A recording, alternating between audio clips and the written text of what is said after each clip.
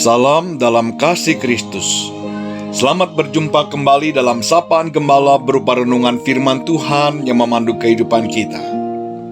Sapaan Gembala kali ini bertema Bagiku hidup adalah Kristus, yang didasarkan pada surat Filipi 1 ayat 21. Karena bagiku hidup adalah Kristus dan mati adalah keuntungan. Kalimat yang baru saja kita dengar merupakan intisari atau kesimpulan Filipi 1 ayat 12 hingga 26. Karena adanya kerinduan besar jemaat Filipi yang ingin mengetahui kondisi Paulus dalam penjara. Itulah sebabnya Paulus menceritakan tentang pemenjaraannya justru membawa kemajuan Injil.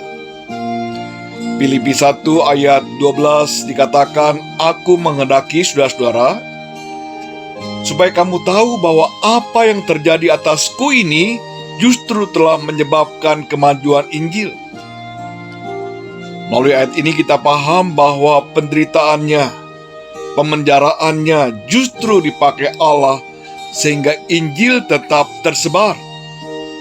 Mereka bisa memenjarakan dirinya, tetapi tidak bisa memenjarakan Injil Kristus. Paulus ingin agar jemaat Filipi dapat memandang realitas kehidupan dengan siap dan tidak usah panik dengan masalah-masalah atau penderitaan yang dihadapi mereka. Yang terpenting adalah hidup berfokus pada Kristus. Paulus sendiri telah mengalaminya sejak pertama kali perjumpaannya dengan Tuhan, sehingga dia mengalami pertobatan.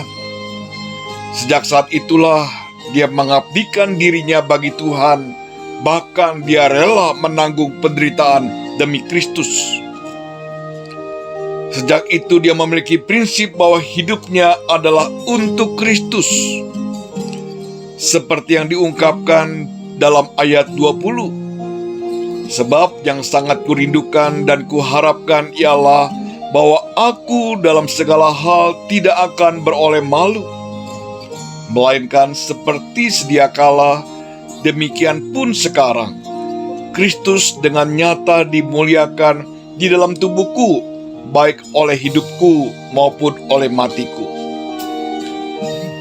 Ini yang menjadi prinsip Paulus, bahwa Kristus harus selalu menjadi fokus hidupnya, sehingga apapun yang ia katakan, apapun yang ia lakukan adalah untuk kemuliaan Kristus.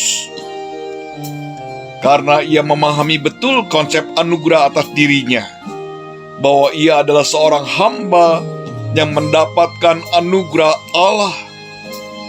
Seperti yang ia katakan juga kepada jemaat Kolose, "Apapun juga yang kamu perbuat, perbuatlah dengan segenap hatimu seperti untuk Tuhan dan bukan untuk manusia."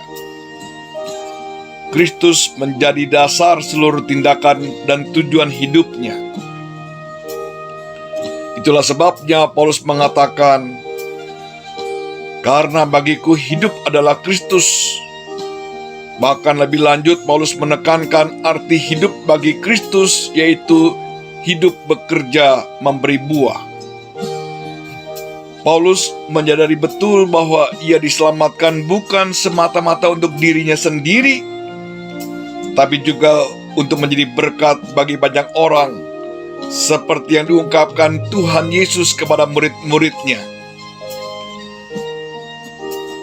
"Bukan kamu yang memilih aku, tetapi akulah yang memilih kamu, dan aku telah menetapkan kamu supaya kamu pergi dan menghasilkan buah, dan buahmu itu tetap." Banyak orang Kristen mengatakan berani mati bagi Tuhan, tetapi dalam kenyataannya mereka tidak berani hidup bagi Tuhan. Karena hidup bagi Tuhan memerlukan komitmen dan kesungguhan. Hidup bagi Kristus bukan sekedar ungkapan kata-kata, tetapi memerlukan bukti yang nyata. Kiranya Tuhan menolong kita. Mari kita berdoa. Ya Bapa, Tolonglah kami agar kami selalu mampu memiliki moto seperti Paulus. Hidup adalah Kristus.